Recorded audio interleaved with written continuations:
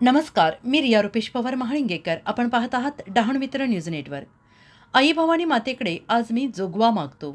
डहाणू, विशेषतः त्याला तलासरी भागातील लाल बावटा हटवा आणि डहाणू विधानसभा मतदारसंघात भगवा जागवा, अशी आई भवानी मातेला साकडे घालत या विधानसभा निवडणुकीत डहाणू विधानसभा निवडणुकीत भाजपा प्रणित महायुतीचे उमेदवार विनोद मेढाच निवडून येतील या शंका नाही, अशी ग्वाही भाजपाचे नेते, महाराष्ट्राचे माजी मुख्यमंत्री आणि विद्यमान उपमुख्यमंत्री देवेंद्र फडणवीस यांनी डहाणू विधानसभेचे महायुतीचे उमेदवार विनोद मेढा यांच्या मंगळवार दिनांक 12 नोव्हेंबर रोजी दुपारी डहाणू समुद्र किनाऱ्यावर वसलेल्या पारनाका मैदानावर आयोजित जाहीर भव्य दिव्य प्रचार सभेत दिली.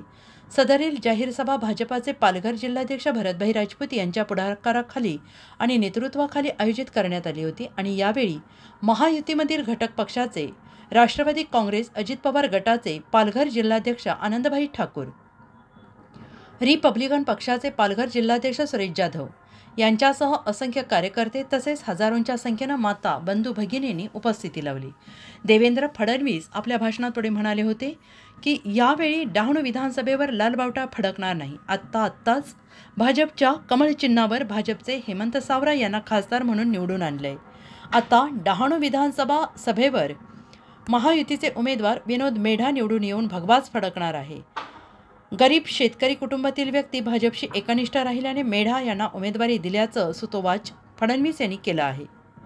अशाच नवनवीन बातम्यांसाठी पाहत रहा डहाणू मित्र न्यूज नेटवर्क.